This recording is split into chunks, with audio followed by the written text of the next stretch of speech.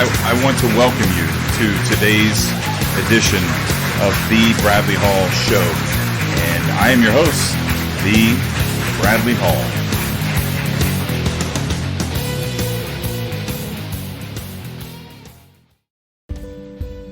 All right, hi. As you've guessed it by now, I am The Bradley Hall. I wanted you to know that I am a certified trauma recovery coach and a certified mindfulness instructor and a certified holistic life coach. Now, what this means is that I am a trauma-informed holistic life coach with a focus on awareness, which is the first step to any type of personal growth. Let my 30 years of coaching and my experience overcoming trauma work for you. To work with me, go to my website, thebradleyhall.com. Look for the coaching tab in the upper right-hand corner. You can choose holistic life coaching or trauma recovery coaching. Anyone who ever accomplished anything had a great coach or a great mentor. You should too. You're worth it. Contact me now.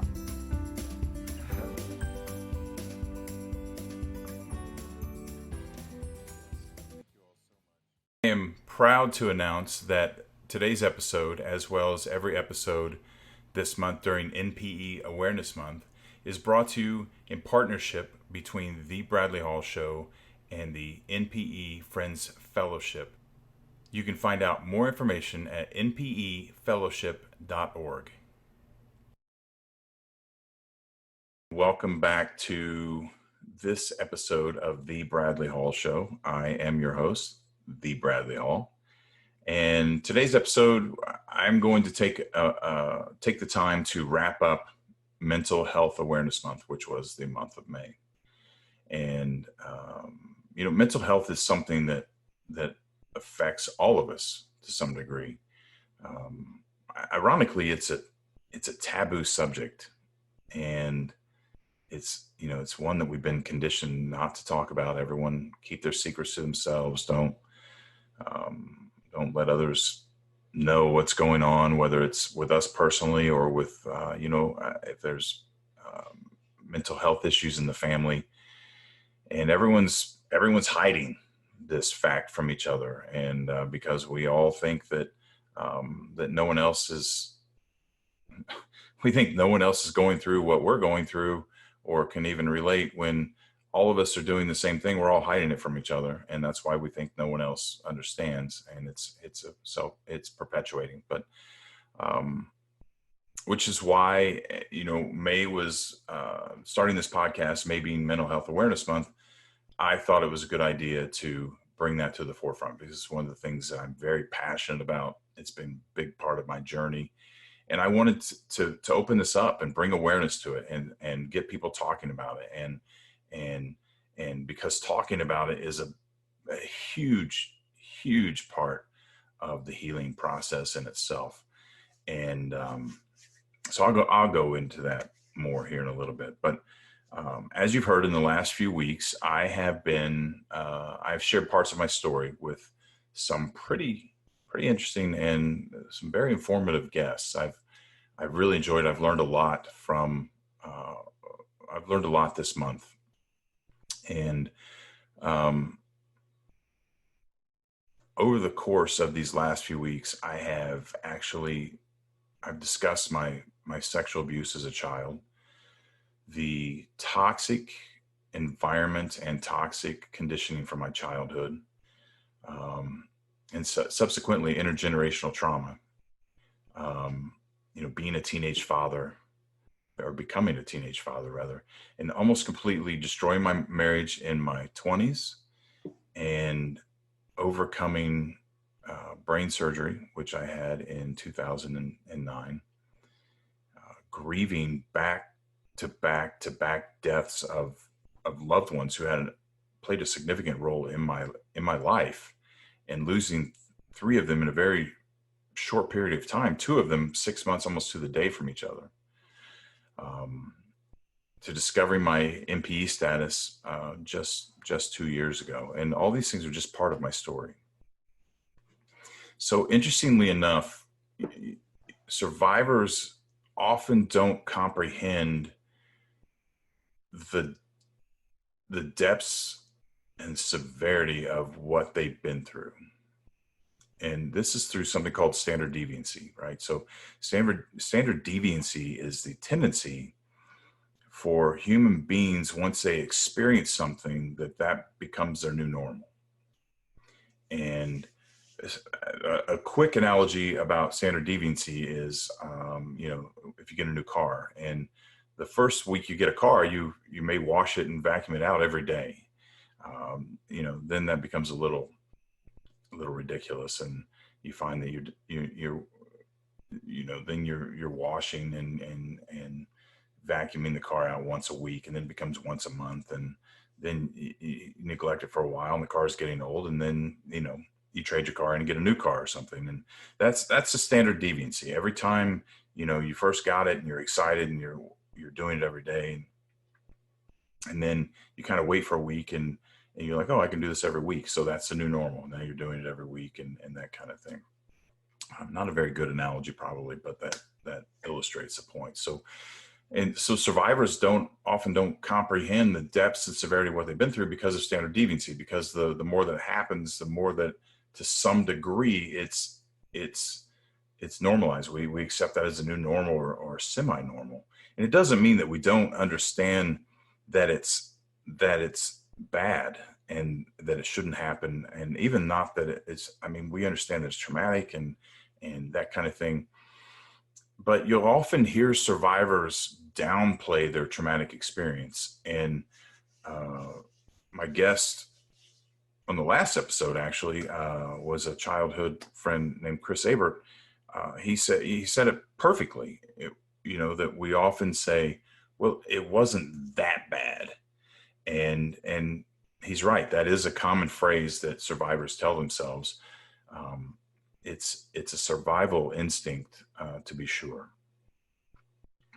So because of that, it's only been recently that I have really started to understand the hell that I've been through at times in my life. Now, it's important that at times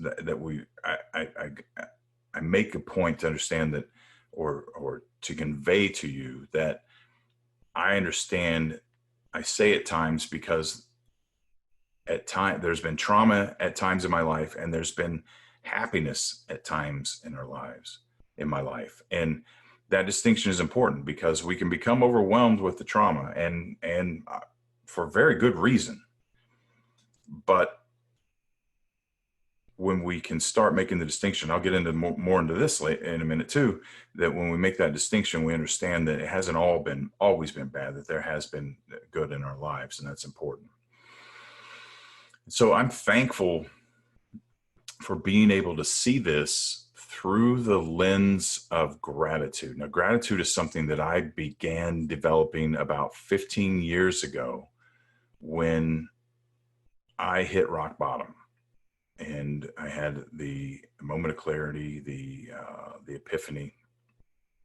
And at that point, I chose to rebuild my life the way I wanted it to be. And I'll talk more about that in upcoming episodes. And I talk about some of the courses and online classes that I teach. But this foundation of gratitude helped me create who I am today. And because it helped me create who I am today, and it's a part of my life, it also helped me properly analyze recently what I'd been through. And without this contrast of gratitude, it's hard to see the disparity in the depths of the negativity. And the best analogy I can give for this is that if we didn't have darkness, we wouldn't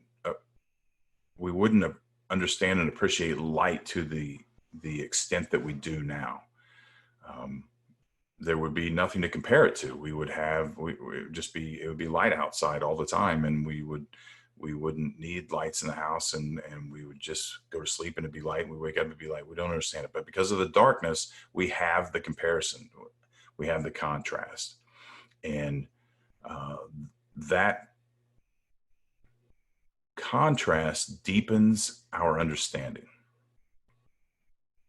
In any situation, it deepens our understanding. So just the other day, I had a conversation with a listener, and she told me that she was blown away by what I have been through. But she said that it wasn't just that she was inspired by my resiliency and my outlook on life. Now, initially I was taken aback, and I didn't know what to say. I wanted to just roll right over it, say something comedic and whatever. But, and I was, it's the guilt, that's the toxic shame and the guilt. I think I even said to her, I'm sorry. I mean, I thanked her, but I told her that I don't take compliments well. Not that I don't like them, but I'm like everybody else. I love them, but I don't take them well. The shame and the guilt interferes with receiving that information. It makes it extremely awkward. But because of what I've been through, and the training I've had, the things I understand, and the work that I've done, I knew at that moment, I sat back for a second and I thought, damn, I really have been through a lot.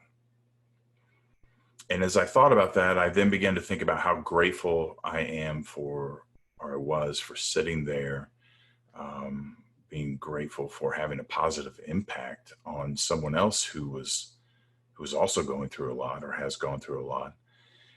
And again, that contrast deepened my understanding of the level of trauma that I'd been through. It increased that level of understanding again. And it also increased my understanding of the blessings that I have in my life today in spite of that. And quite frankly, that's how it's supposed to work. Which is, ironically, that's the rub, isn't it?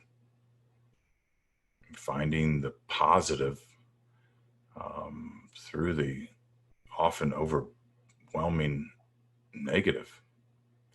Finding the gratitude through the underlying toxic shame.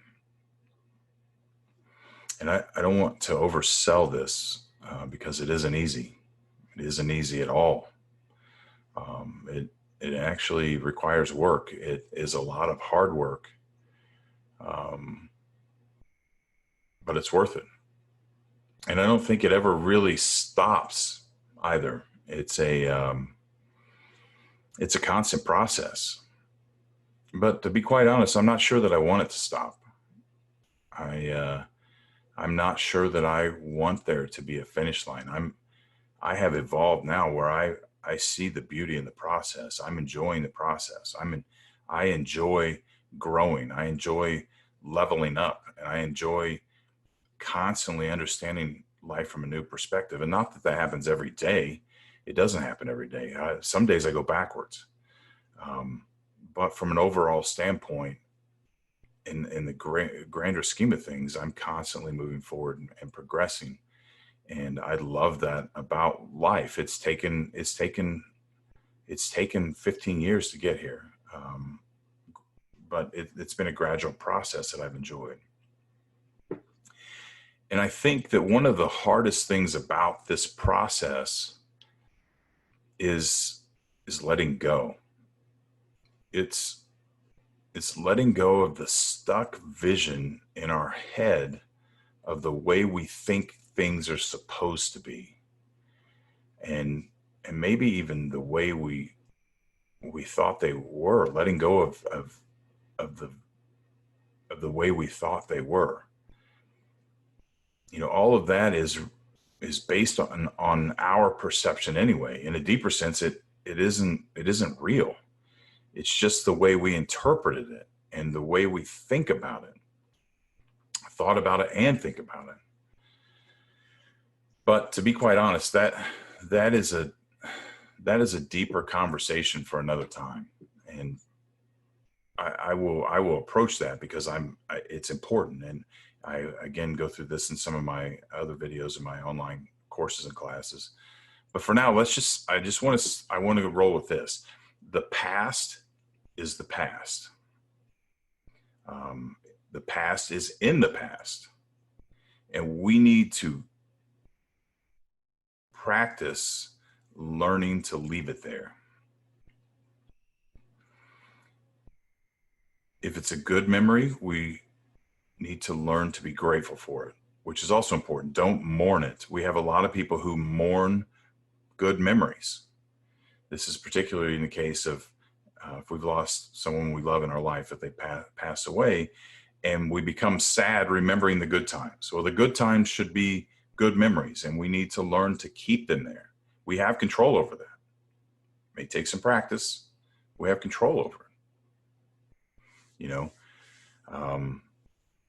and if it's a negative memory, then we need to learn from it.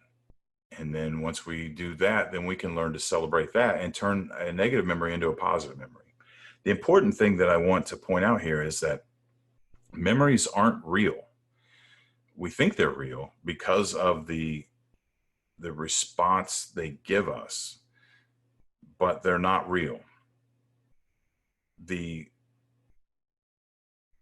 analogy for that is if you saw an explosion in a building, you saw a building explode, and you took a photograph of it.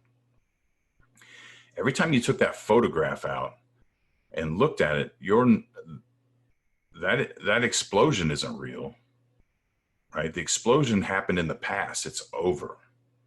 When you look at that photograph, it's a snapshot of what happened. It's the memory itself. That's exactly what your memory is. It's a snapshot, it's a photograph, or it's a video loop in your head of the event. And it's not only of the event, it's your vantage point of the event.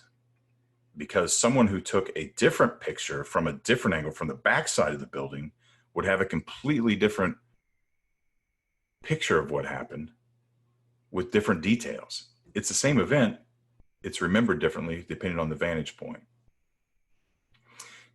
Now, when we recall a memory, and I need to make this distinction, it's extremely important. When we recall a memory and that how we feel about that memory, the physiological and emotional response we have because of that memory is very real. It's real because it's happening right now in the moment. The only thing we have that's real is what's happening right here, that's in front of us right now and within us right now. So if we have a memory and we're sad or happy or angry or whatever, and our pulse quickens and our breathing picks up, or we begin sweating, whatever the case may be, that's real. That is real, and we can work on. The other part of it is not real. All right, the memories are not real, and changing the way we think about these things has a greater effect. That we can learn to process the memories differently. If we can become aware, increase our awareness, become aware of how we feel, how that memory makes us feel.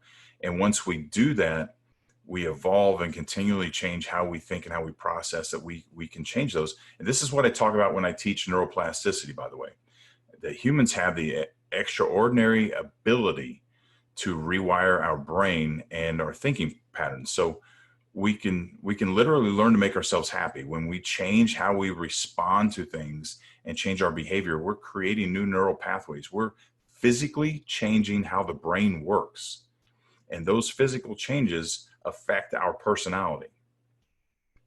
And so over time, as we learn to process these memories differently, we process how we react to them, and change our behavior and how we think about things, then we're actually rewiring our brain.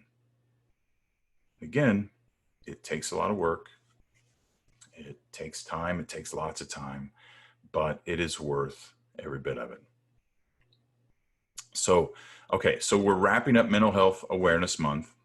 And if you haven't listened to the podcasts or watched the video versions on YouTube, I highly encourage you to do so.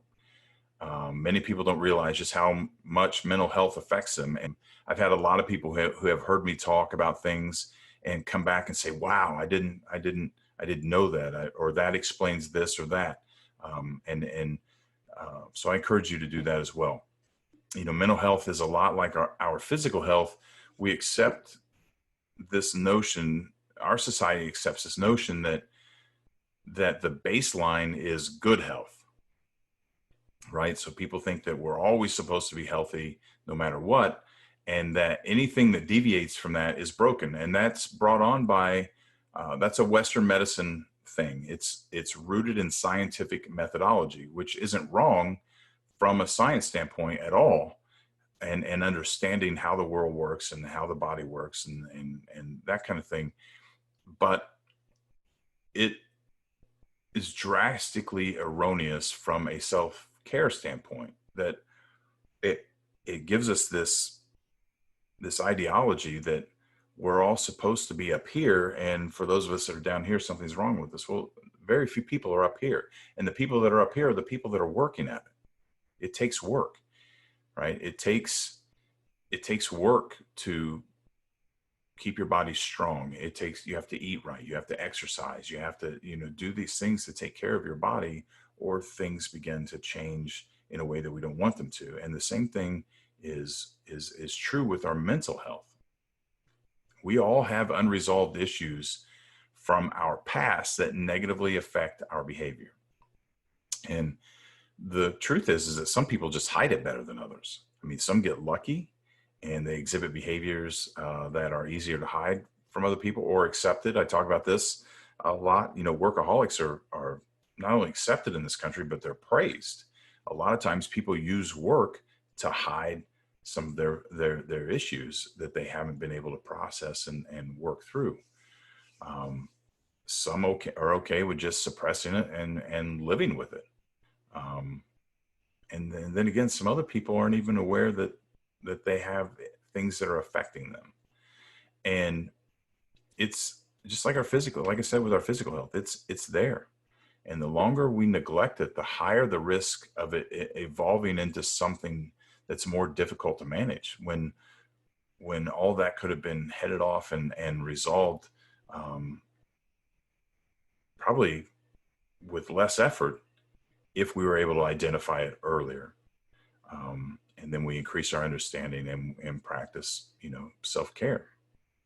So as we move into June, we're moving into NPE Awareness Month, which is fantastic that this follows Mental Health Awareness Month, or if it had been vice versa, but they're conjoined. I mean, they work together because, as we've talked about, the NPE phenomena is traumatic. It is emotionally traumatic for everyone involved.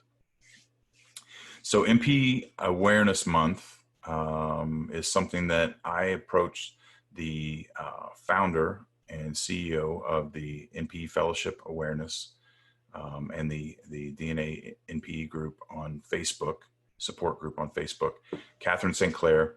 I approached her with this idea that we should have NPE Awareness Month, and she immediately pointed out that June had been the month that she had founded the private Facebook support group for NPEs. And, from there, it was a no-brainer. I mean, it should be June, obviously. So I agreed with her on that, and away we went. So this month, this is our first ever NPE Awareness Month, the month of June, and I am dedicating all of our episodes around the topic of NPE stories. But I don't want anyone to think that the upcoming episodes through June are only for NPEs. No. That is not going to be the case. We are going to cover a plethora of topics that almost everyone, let's say anyone, can identify with. These NPE stories come down ultimately to family dynamics, intergenerational trauma, communication, how to navigate through relationships, personal trauma, personal growth, and self-care. Those apply to everybody. I don't care who you are. The actual foundational situation may change, but there will be a lot of valuable information shared in upcoming episodes to help people deal with those type of issues, whether they're an NPE or not an NPE. Okay. So on the agenda this month is NPE Fellowship CEO and founder Catherine St. Clair. Dr. Paulette Bethel will tell her NPE story. I've had her, part one was a few weeks ago, where we talked about her experience with mental health awareness due to her background and years as a family therapist. In part two, she talks about her own personal NPE experience and the changes that she's undergone despite her entire career of her entire career of being around mental health, and then the leveling up she's done since she has discovered her NPE status. Founder of Watershed DNA, Brian Kirkpatrick, family trauma specialist Amy Ebsen is also going to be a guest, and many more who have compelling NPE stories to share with us. So I would like to also mention that we are extremely excited to announce that all of this month's episodes are going to be brought to you in a partnership with the NPE Friends Fellowship. This partnership came about because we are both committed to helping people share their stories and facilitating their own healing and growth, as well as providing these stories for other people who need to hear it to help them do the same. And this is the underlying principle behind the support group. It's the underlying principle of any 12-step program and any other type of support or recovery programs, that telling our story normalizes it in our own mind. It helps minimize the traumatic impact that it has on us. It's extremely liberating in its own right. But it also, when we tell our story, it inspires others. It helps others understand that they're not alone. I mean, we are human beings, are social creatures. Connecting with others who have experienced something similar reinforces safety.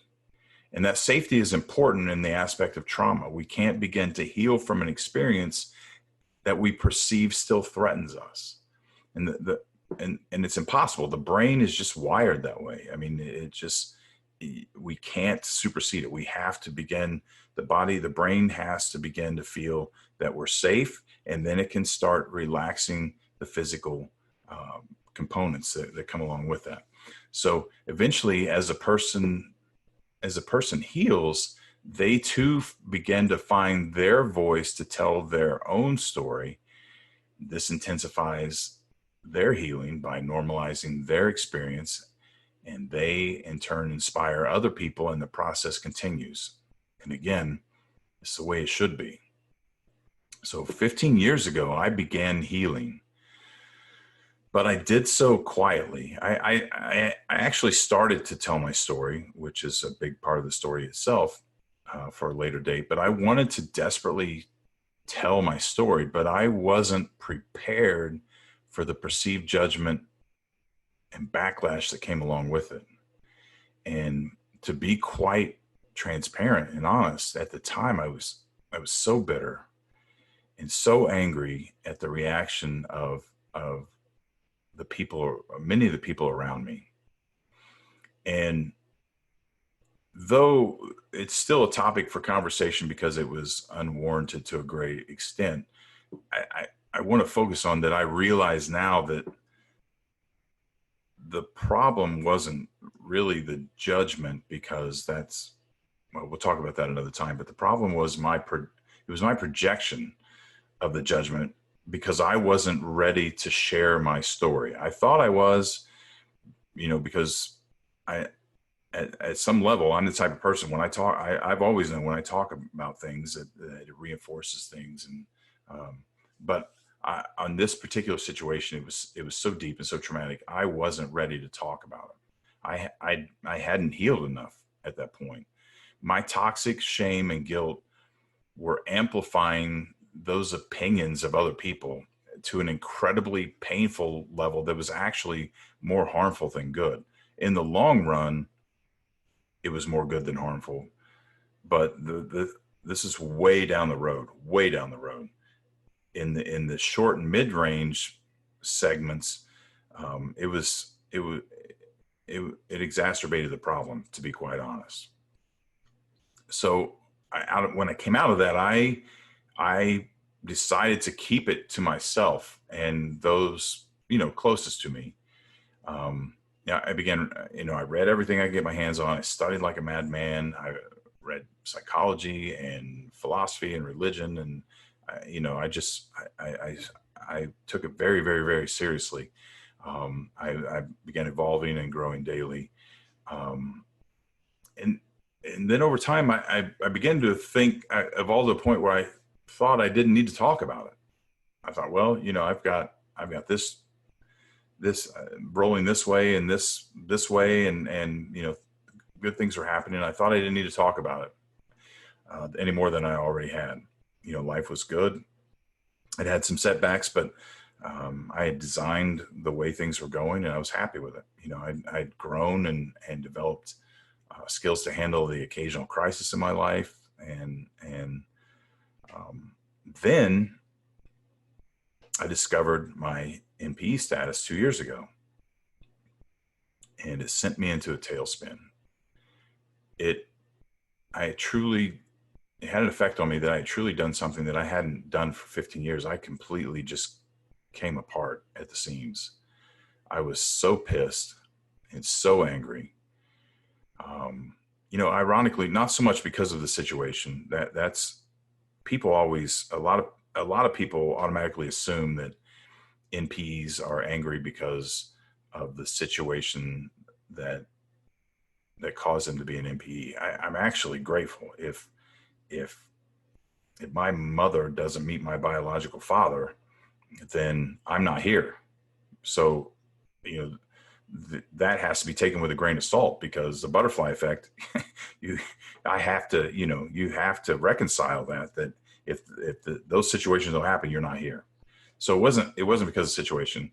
That not honestly never bothered me. Mistakes are made daily. Lord knows I've made enough mistakes in my lifetime to last anyone else an entire lifetime. I was pissed at the way things had been handled and were still being handled. There were lies, half truths, gaslighting, that whole thing. So I was a mess. And then I found the DNA NPE ancestry group on Facebook, and immediately I found relief. At that time, I had found 300 people who were in the same situation I was. And I couldn't believe it, 300 people, which is funny because now the group has over 7,000 members in it just in only 2 years. And so when I found the group and I found these people like me, and I began the healing process all over again. At first I just listened and read to the stories, what people had to say in the group. Eventually I spoke up and told my story. And this time I had enough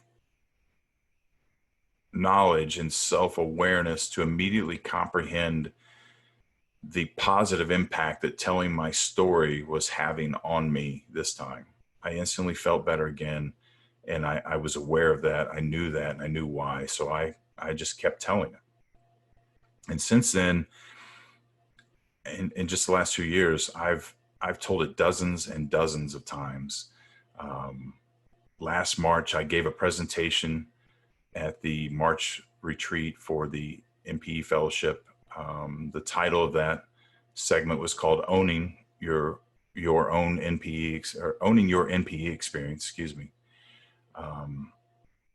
And I'm actually working to revise it and re-record it to simply just calling it "Owning Your Experience," because it is truly applicable to any crisis in our lives, self-inflicted or not. And I have a couple of those self-inflicted crises in my life. FYI, that presentation is currently available on my YouTube channel. Just search for "Owning Your NPE Experience" by and you're best off to put it in all one word, the Bradley Hall. Search for those hashtags. So then I kept telling my story, and then I started really evolved into the point where Dr. Paulette Bethel actually approached me and encouraged me to seek out Bobby L. Parrish, which Bobby Parrish has been a guest on my podcast, and she is the founder of trauma recovery coaching and the pioneer actually of trauma recovery coaching, and the founder of the International Association of Trauma Recovery Coaches. So I began that program, and I really started digging into the physiological effects of trauma. And that whole thing, again, took me to another level of understanding. Before, most of my focus had been on the psychological effects of trauma, which, led me to study things from more of a philosophy standpoint. This caused me to go even deeper. I began to really understand how the brain and the body work together and how trauma affects both simultaneously. And as I began to do this, I finally started to address the elephant in the room. The thing that I knew had happened to me but wasn't good. Remember the whole, well, it wasn't that bad thing that I talked about earlier. This thing that I knew was bad that had happened to me and had affected me, but I really just kind of neglected. I started to address the childhood sexual abuse, and it wasn't pretty. It wasn't pretty at all. And I was quite taken aback by how intense that was. It was completely unexpected. I thought at this point in my evolution, with the things that I've been through and all the work I'd done, the processing that I'd done, that, even addressing that wouldn't have that much of an impact on me. And it did. It most certainly did. And, and something funny happened. Despite my propensity to not talk about such a taboo and uncomfortable subject, which uncomfortable for both the victim and anyone that the victim tells, right? If you're just sitting on a train and someone just leans over and starts telling you that they've been physically or sexually abused, it's awkward. I think that's just human nature. Despite all that, I began to talk about it. I began to say it out loud anyway. And I think I failed to mention when I was talking about my NPE experience, I was threatened not to talk about that, and which was really hard, because my mother didn't want me to talk about it, but because she's still protecting her secrets and trying to convince people that her version of whatever she wants to tell people happened. And I needed to tell people, as I told you before, it's liberating. It was my story. And I get into this in Owning Your Own NP experience video that I talked about. So I'm not going to go into details here, but so I felt the same thing here. I said it out loud anyway. The first time I actually said anything about my childhood sexual abuse was actually in a tweet. And I can't convey how hard that was. I was terrified. I felt disempowered. I felt emasculated. I felt dirty. It was a shitty feeling. It was just an absolute shitty feeling. The toxic shame was overwhelming. I was almost completely sick at my stomach. I regretted it immediately. I worried that whatever it would think. I thought about deleting it. More than once, several times I thought about deleting it. And then something remarkable happened. Nothing.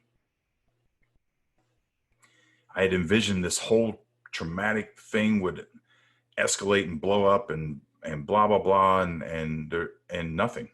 Nothing. There was no backlash, no hate, no judgment. If there was, I didn't see it anyway, which is another topic because You know, you begin to become strong enough to realize it doesn't matter if people have an opinion, a negative opinion about you. It's because they don't have all the information, and it's because they're either they're unable or unwilling to find out more information to understand at a deeper level. So their opinion really doesn't matter anyway. The only opinions that matter are the people who have been through it, who have processed and healed. The people who are where you want to be, those are the opinions that matter. But I digress. I was, nothing happened. I was still woke up and was the same person with the same beautiful family living in sunny Florida as I had been the day before I posted it. So that moment I leveled up again. Right? I was empowered immediately. I felt normalized. I felt stronger. So I said it again, and I said it again, and I said it again and again and again. And here I am saying it again. You know, I recently had a male survivor of sexual abuse tell me that he admired my courage. He told me that I actually inspired him to finally say it out loud recently.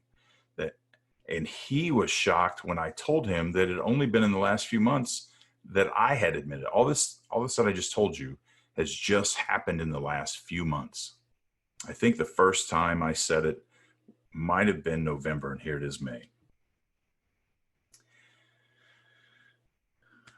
That's the way it's supposed to work.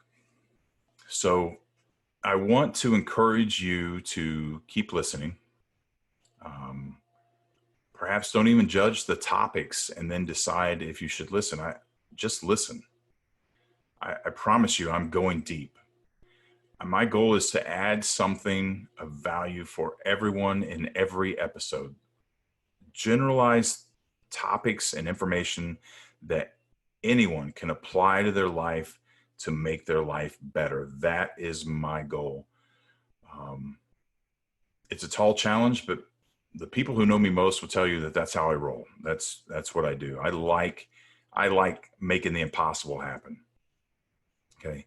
So my promise is to keep talking. My promise is to keep normalizing, to keep learning, to keep educating, to keep sharing. I'm going to keep searching for inspiring people.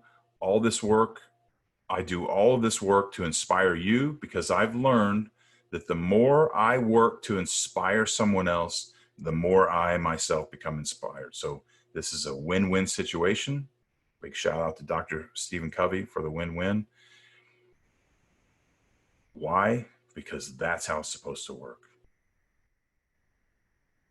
It all comes down to the choices that we make. They either bless us or they curse us, which is why I always say that being blessed is a choice. So thank you for listening. Please share, not just because I'm working hard and I want to grow this and I want, people to become aware, but I'm not too proud to ask. Please share the hell out of it. We need to increase the positivity in the world. We all need help. We all need each other. We all need to help each other. You can help. You can help me. You can potentially help someone around you by sharing. You never know who needs to hear whatever it is we're talking about. I can't tell you how much I appreciate it. Hopefully, when you share it, others will tell you the same, that they appreciate that you shared it. Also, remember to subscribe to the podcast. If you like podcasts, you can do that through Apple, Google Play, or straight off my podcast website, which is www.thebradleyhallshow.com. If you like videos, then subscribe to our YouTube channel. You can find me under the hashtag #TheBradleyHall, the hashtag #TheTraumaRecoveryCoach, hashtag the Health Preacher. You should be able to find that very easily. And you can also go to my website, thebradleyhall.com, and find the links to the YouTube channel there. I've also launched a new online community. I have created a few courses there, and I'm currently creating more. We will be ramping up activities soon and offering interactive classes and presentations. And subscribers to our website, that website, also receive sneak peeks at upcoming episodes. You'll be able to see them before everybody else does. You can find that at www.lifeintruthacademy.com. And finally, check out the upcoming episode list scheduled for June. You can find it on my website, thebradleyhall.com. We'll have the full list of all the episodes through the month of June. You certainly won't want to miss that. With that said, I bid you adieu. I'm looking forward to seeing and chatting with all of you over the coming weeks. I'd like to throw in, I love hearing from you. I love the feedback. I love the comments on the YouTube channel and the podcast website. If you want to send me a message, that's fine too. I love the feedback. I love being inspired. I love interacting with my followers and listeners. So please let me know what you're thinking. So I will be back next week to kick off NPE Awareness Month. Until then, please take care of yourself and remember that being blessed is a choice. Ciao.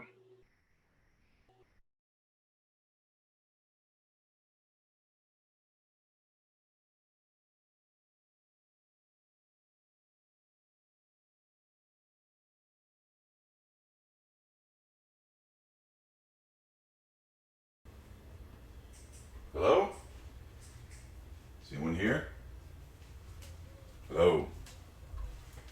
Hello? Oh, hi. There you are. I've been looking all over for you. I want to thank you for listening today. I also want to tell you, if you haven't checked out my website lately, you should do that. It's www.thebradleyhall.com. Just to remind you, I am a holistic life coach, a certified mindfulness instructor, and I am a trauma recovery coach. And in these uncertain times, sometimes we just need someone to talk to help us clear our thoughts, help us organize our thoughts, and help us map out a clear direction of where we want to go to help us navigate through the obstacles that we may encounter through daily life. And I'm here to do that for you. So check out my website. I've got plenty of free content on my website, also on my YouTube channel, which is The Bradley Hall, and The Health Preacher. And I'd love to hear from you. So thanks again for listening. We appreciate your support. And until then, take care of yourself.